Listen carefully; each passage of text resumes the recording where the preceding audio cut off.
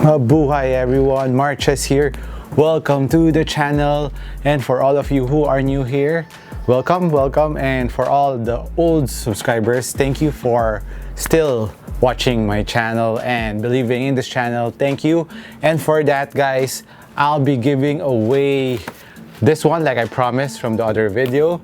So this is the sneaker that I'll be giving the name at the end of this video. What I have in my hand is the LeBron 17 Graffiti, and my left hand is the all-new LeBron 18 in the James Gang colorway. So let's compare the two sneakers. A lot of you have been asking me, so let's go.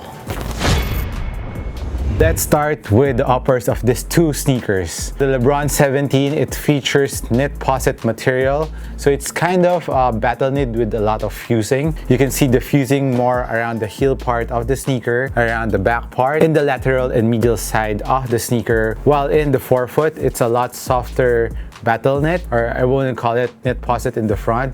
It's more of the battle knit kind. And once you wear it, it is like a blanket around your foot. It is really comfortable. And what I like about the Graffiti colorway is they added the straps, but the regular ones, I actually sold mine in order to get this pair. So I really like the Graffiti ones. An additional lateral support, which is quite nice. While on the regular ones, it has knit posit all throughout the heel part of the sneaker. You will feel very well protected. I was really impressed with the knit posit when I first tried it. I thought I would be sleeping off the footbed because the materials would stretch, but the support on the LeBron 17 is really nice laterally, so I have no complaints there. Comparing it to the LeBron 18s, the LeBron 18s features the knit posit 2.0. The fusing on the knit posit 2.0 on the 18s is kind of different compared to the 17s. It's a lot softer. It's more on the battle knit side. I think they turned down the level of the fusing of this knit posit 2.0, which is quite nice. And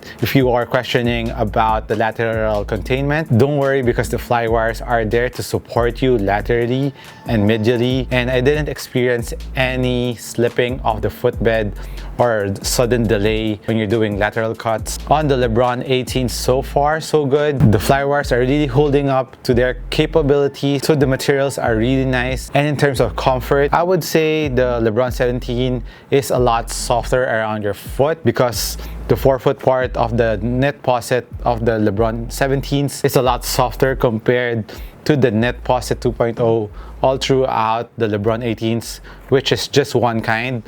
Not like the 17s, which is like two different kinds of knit posit. This is the sturdier one, and this is the softer one. So it's a lot more comfy on the 17s, but I have no complaints on the 18. Just comparing the materials right now, so I'll give the comfort level to the LeBron 17s. But in terms of support, I would say they're pretty much equal. And in terms of fit, that's where I kind of felt a little bit of difference. The LeBron 18s is a little bit more snug around the midfoot and the forefoot, because it has a lower height on top of the sneaker, as you can see that. And comparing it to the 17s, which has more volume on top of your foot. So my record for the fit is, if you're a regular footer, half a size down on the 17s and true to size on the 18s. And if you're a wide footer, go half a size up on the 18s and true to size on the 17s. As for the ease of wear, it is easier to put your foot in on the LeBron 18s because it has a traditional tongue lacing system. It opens up better compared to the 17s, which also has a tongue, but it's high cut, especially in the Graffiti. There's an additional strap, but it's a lot easier to put your foot in on the 18s because of the opening. It's really wide. Overall ease of wear, I'll give it to the LeBron 18s. Moving on to the back part of these two sneakers. The heel part, of course, the 17s is a high cut, and there's a low cut version. LeBron 17 lows here, and of course the LeBron 18s, I would say it's a low cut. Can compare it to the LeBron 17 lows, they're pretty much equal. So I'm not sure how the LeBron 18 lows will look like, or maybe Nike will release a special edition LeBron instead of the low version that they normally release on the LeBron line. So as for the ankle protection, heel containment, and lockdown, for a low cut LeBron 18, it is really good. I like the freedom of my ankle on the LeBron 18s. And heel containment, very good. The Achilles pillows really contains your foot on the footbed, and it's very comfortable. The pillows are really fluffy, and I really like it around my ankle. It's very comfortable around that area. And as for the heel cup, there's an internal TPU plate as well as this transparent one, which is more for design. While in my LeBron 17's graffiti, there's an external TPU plate that is hard. And as for the regular ones, it's pretty much the same. And I would say if you want more ankle protection, of course, go with the LeBron 17 because it is high cut, thus giving you extra ankle protection. In terms of heel containment, lockdown, I would say they're pretty much equal. But if you want more ankle movement, go with the LeBron 18s. And another major difference in these two sneakers is, of course, the tongue. If you watch my initial impression of the 18s, you would know what I'm saying right now. I really wish that Nike would put a little more padding on the tongue of the 18s, maybe on the special edition, or maybe much like the ones that they put on the 17s. I'm not asking for a very bulky foam, but at least put some foam in it, because when I was really tightening up my laces around the 18s, especially on the last lace loop, or rather the two last lace loop, I really felt that the laces were digging in around my ankle area on top of it. So there was a slight discomfort, so I had to loosen it up a bit in order to completely ignore that little pain that I'm experiencing or discomfort around that area. Although I haven't tried it to its maximum, I'm afraid it might cut my skin over time. When you play more, your skin will be a lot softer, thus it can cut or create blisters, just like what happened in my Jordan 35. So if you haven't watched that video, watch my initial impression of 35. So for the tongue, I would rather pick the tongue on the 17s or even in the lows. The lows has padding, it's not too thick, it's just okay. So I really wish Nike would have done that, especially the 18s has rope laces, which can really dig into your skin. Now let's move on to the cushion of these two sneakers. As you know, the LeBron line has been one of the comfiest cushion setup out in the market. If you are someone who's looking for cushion, maximum cushion, you should try the LeBron line from the 16s upward to the 18s. Main difference is on the 17th, it has two zoom pods around the forefoot area, around the ball of your foot, and of course Air Max 270 around the heel, which is really nice. Very bouncy. The only downside is it is kind of high off the ground, but it's still responsive given the height of the sneaker. The bounciness, the impact protection, the heel, the comfort level of the cushion is really A+. But when I experienced the LeBron 18s, man, I already thought that they already given us the best cushion from the 17s to the KD 13s to the PG4s to the Zoom BB necks, and they give us this setup which I'm totally in love with because it has a Zoom strobel. You know, if you've been following this channel, you know how I love Zoom strobel from the KD lines. That's why I have been buying KDs. I'm doubling them up. I love the Zoom strobel and the PG4s. I had the Air strobel there and I really like it.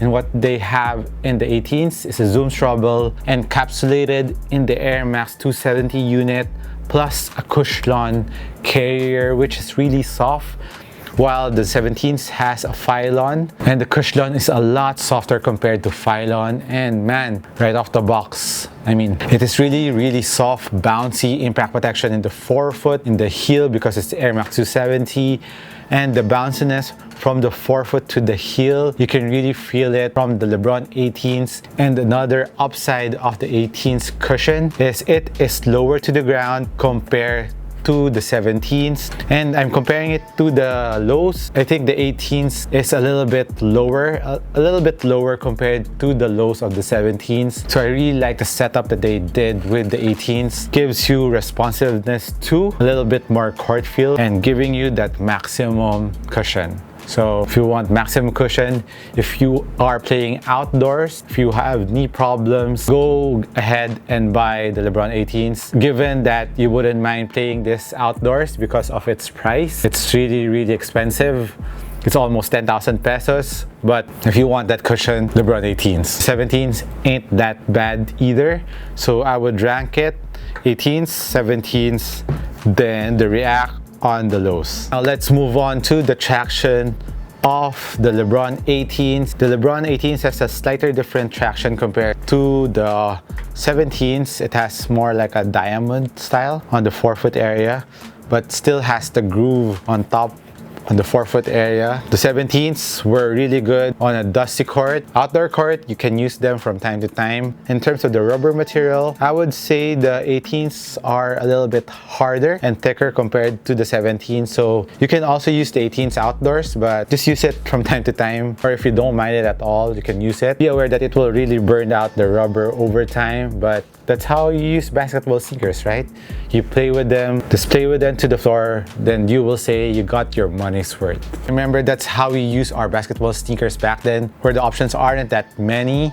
So we just have one basketball sneaker for walking, then after school practice, you use your only basketball sneaker, or you use it outdoors, you use it indoor. So that's how we use basketball sneaker back then, because they were quite pricey, but the rubber compound of the basketball sneaker back then were harder, similar to the Kobe 1 Protos if you have that, or the other retros that are out in the market. So it's really different right now, where you have different options like the LeBron. There's a lower end, lower tier, LeBron Witness, and there's the LeBron Ambassador that's more practical. You guys right now are really lucky to have this many options of sneakers, and the sales are everywhere. You can buy an amazing performance sneaker at a very affordable price. Another thing that I want to mention about the Air Max 270 of these two sneakers is the PSI unit on the 17s is a lot harder, so it's higher. So it's a little bit stiffer compared to the 18s, but I didn't have any stability problems on the 18, so I just want to mention that to you guys, if that would be a factor for you in choosing between the 17s and the 18s. Let's compare it with the lows. So I think the lows Air Max 270 is quite comparable to the 18s, because the regular ones is a lot harder. Take that as a grain of salt. And of course, the material on the lows, since we're at it, since I'm holding it right now, the lows is made out of a foam back mesh upper. Support wise is very good too.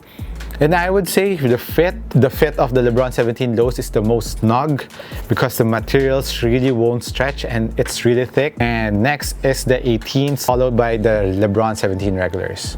So this one for wide footers, you should stay away or maybe get a half size up. As for the cushion of the lows, it has React in the forefoot. It's very responsive. Forefoot is okay because it's kind of thick.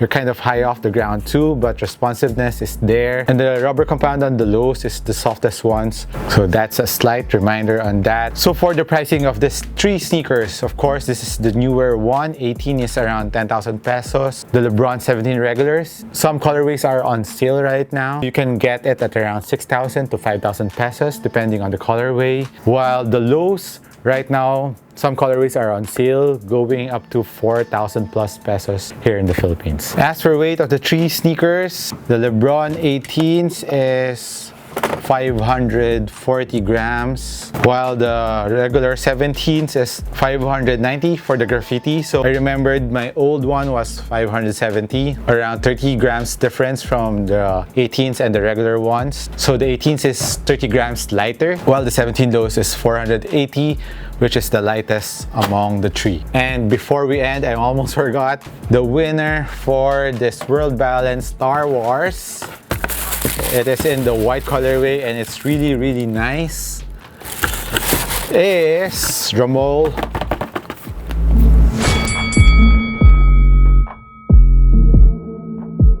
Congratulations to you.